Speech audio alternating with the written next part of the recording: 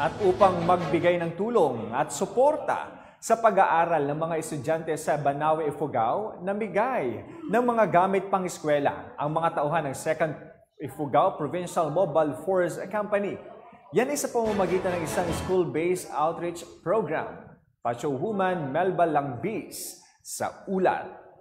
Ginaos ang school-based outreach program activity sa Banawe, Ifugao sa Sitio Gite, Barangay Dukligan, Banawe, Ifugao nito lamang ika-18 ng Marso taong kasalukuyan.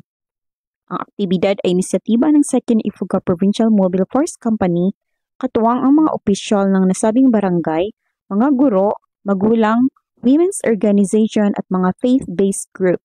Ang school-based outreach program activity ay bahagi ng PNP Oplan BES o Bisita Eskwela kung saan ang mga mag-aaral ay tumanggap ng isang set ng mga gamit sa eskwela at isang chessboard na ibinigay sa eskwelahan upang gamitin ng mga mag-aaral at makatulong sa paghasa ng kanilang kakayahan sa nasabing laro.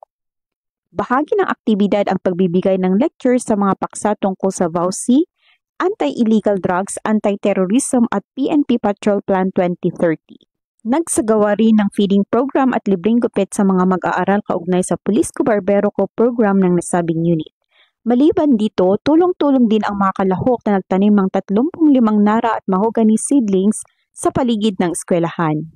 Laking tuwa at pasasalamat naman ng mga benepisyaryo sa aktibidad na ginawa ng kapulisan sa kanilang lugar.